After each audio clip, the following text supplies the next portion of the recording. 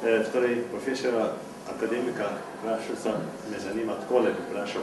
Torej, Sveto pismo oziroma Božja beseda mi pomeni največ v življenju. Čestitam vam in vsem sodelavcem za izredno delo in ves trud, celo izgorevanje, ki ga namenjate Svetemu pismu, tokrat še posebej Novi zavezi in psalmom.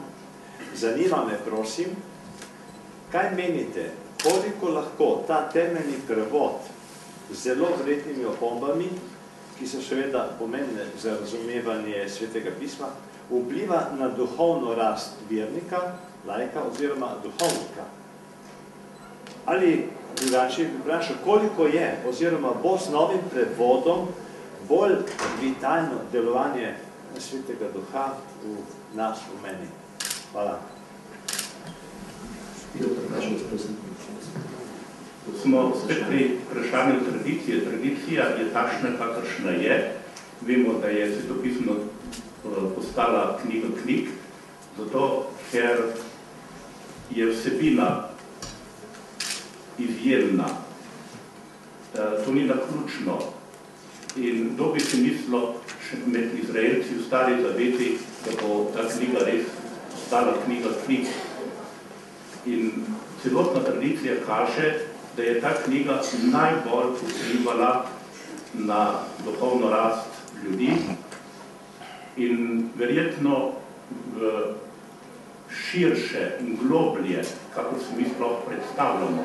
Saj vemo, da je vsa duhovna kultura v Evropi povezovala različne motive celotne antike Svetega pisma, da je šlo za nek spontan odnos do izročila, ampak recimo klasični filologi, ki se vzporedno z poglabljanjem v antični svet, recimo grško-rimske kulture, lahko tudi Mezopotamije in Egipta, ukvarjajo tudi s Svetim pismom, bodo vsi priznali, da Sveto pismo nudi nekaj, česar druge kulture ne nudijo. To je ta pogled in poseg v notranjost človekovega duha, do najgloblje analize človekovega duše, do najglobljih dilem človekovega hrepenenja, dvomov in seveda krivde. In vse to skrivnostno, globinsko deluje drugače, kako si mi morda predstavljamo. To pomeni, da ta knjiga sama po sebi je izziv, je provokacija, če hočete, in kdorkoli jo bere, bo verjetno doživel nek vpliv, morda drugače, kako si je prej predstavljal. So številni ljudje, ki vzamejo to svetopismo v roko, da bi se posmehovali, ampak potem, ko to knjigo to res berejo, začnejo gledati na življenje drugače. Hvala. Tukaj prvi vrsti pozem.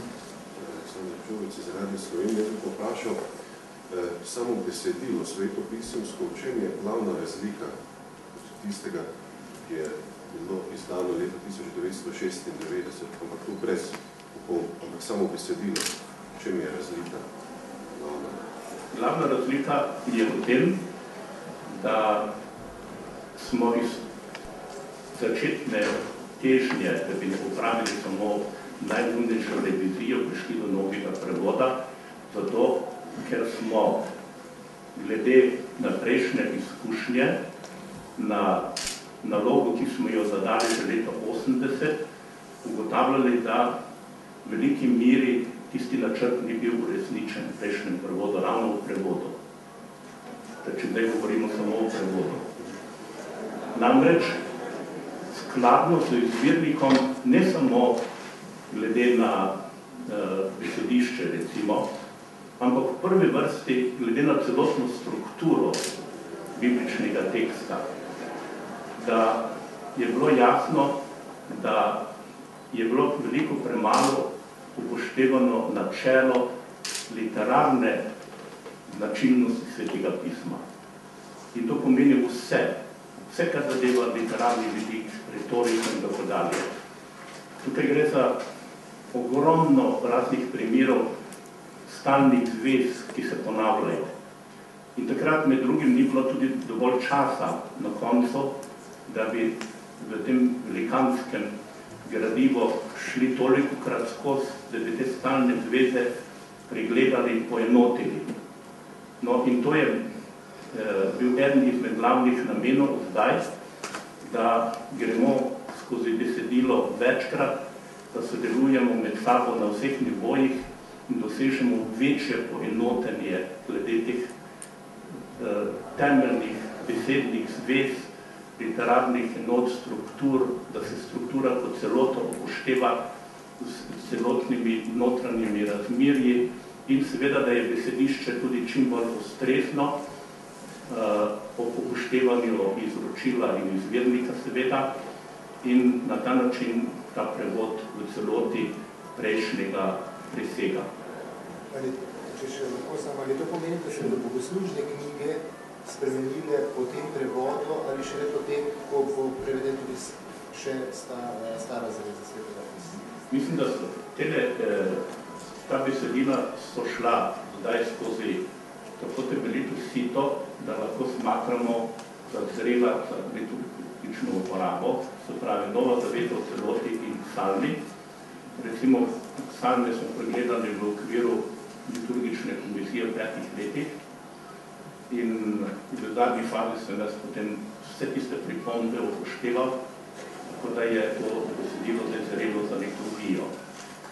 Glede na sedanje izkušnje smo vzporedno že marsikaj notirali v standardni prevod. Sami, če bi pogledali moj tekst, bi videli, koliko je raznih bežk samo k imenu. Zato, ker zdaj delam bolj načrtno na standardizaciji imen, sproti beležim popravke. Pravi, vsa imena morajo biti res dosledno standardizirana po nekih pravilih, ki upošteva celotno evropsko tradicijo rokopisnega izročila. Ampak to je dejansko edinstveno delo v Evropi, ne vem zakaj, nikoli se nihče ni bilo to načrtno primerjave teh bibličnih imen glede na temeljne jezike, skozi prejšnjo grščino latinščino, meni se pa zdelo to toliko bolj potrebno, nujno delo, zato ker čisto vse ekipe, ki prevajajo svetopismo na svetu, imajo največ problemov z imeni. No, potem so pa seveda druge stvari, recimo to, kar sem že prej omenjal, težnja potem, da upoštevamo literarno in liturgično strukturo besedila. Potem jaz marsikje beležim, ko vidim tudi med predavanjem, ko drugače zdelo se pisma, da kakšne formulacije niso dovolj literarne, da so morda dobeseden izražen, dobeseden prevod, niso pa v skladu z izvirnikom tudi z literarno-retoričnim